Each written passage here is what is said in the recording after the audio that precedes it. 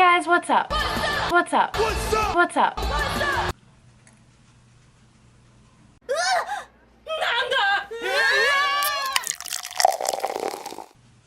It's Moesoda here, and welcome back to another episode of the Promised Neverland.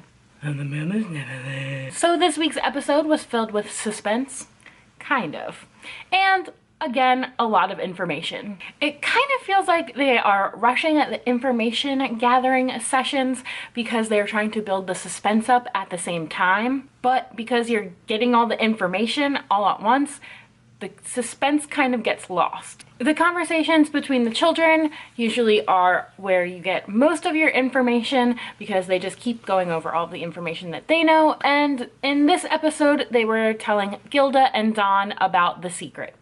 So they kept telling them everything, and then the kids would ask questions and then they would like figure it out. So they're trying to build up the suspense, but then just like giving you the information. So like it's kind of suspenseful for like 10 seconds until you actually find out the information.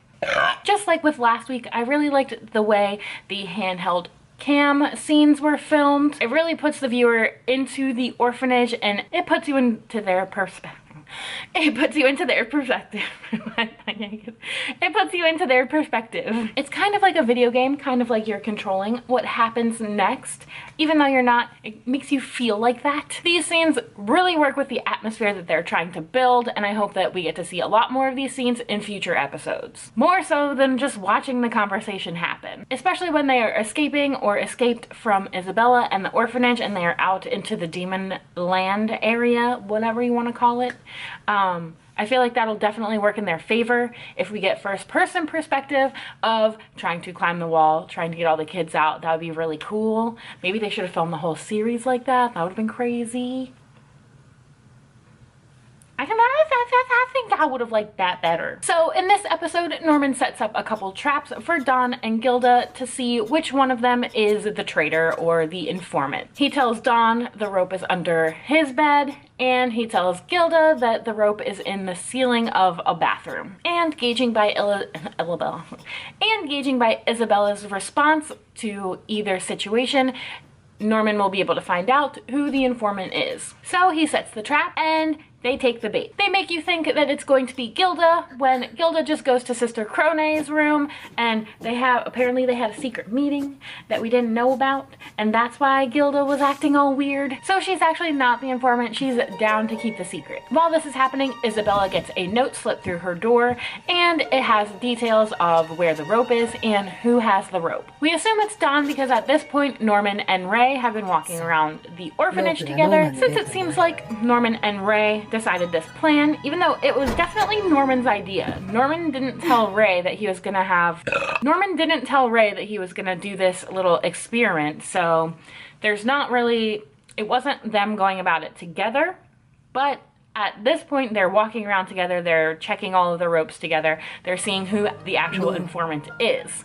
So you think that Ray and Norman are in on it together. By the end of the episode, they go to check the rope that's under his bed. It is gone, and Norman turns to Ray and says, "Ray, you're the traitor." So that leads us to believe that Norman has set a trap for Ray this entire time, while making it seem like Don and Gilda were the ones that got the trap set on them.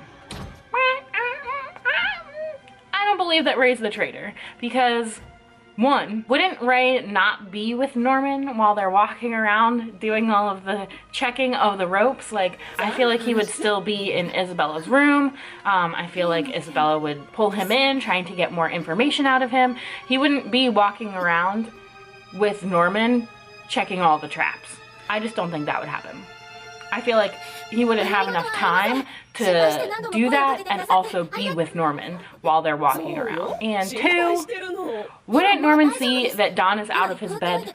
Because I feel like the boys and the girls are in different rooms, or if they're not in different rooms, it's like the older children are in one room and the smaller children are in another room. So I feel like you would see if Don is out of his bed, so you would know that like maybe he's still hanging out with Isabella, maybe he's giving her the scoop, you know? I don't believe that it's Ray.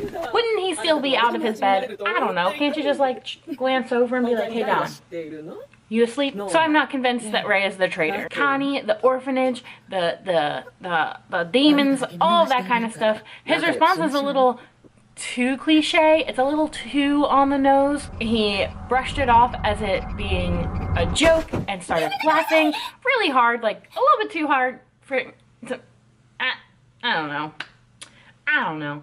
But I don't think that Ray is the traitor. I think that Don is actually the traitor because his response just seems like he already knew and is trying to play it off like he didn't already know, you know, like by laughing way too hard. I think Ray might be conducting an experiment of his own because Norman said in a couple episodes ago that he will do anything for Emma. Anything that Emma wants, he'll do, and it doesn't matter if it's right or wrong. I think he said that. He insinuated that he said that. So I think that Ray is testing Norman's ability to be rational when it comes to these kinds of situations that they've put themselves in. I think he's like testing Norman, and I think Norman's trying to test Ray, and they should just talk it out, you know? They should just talk it out. Maybe over some tea, you know, chill out, relax a little bit before you try to escape. I don't know. Also, Sister Crone is still batshit crazy. I do not like her. I do not like her. Oh my gosh, she is so annoying. Like, she's like one of those people that's like all tough behind the closed doors. She's like, yes, I'm gonna get this. I'm gonna get her. She's going down, and then in front of Isabella, she's all like,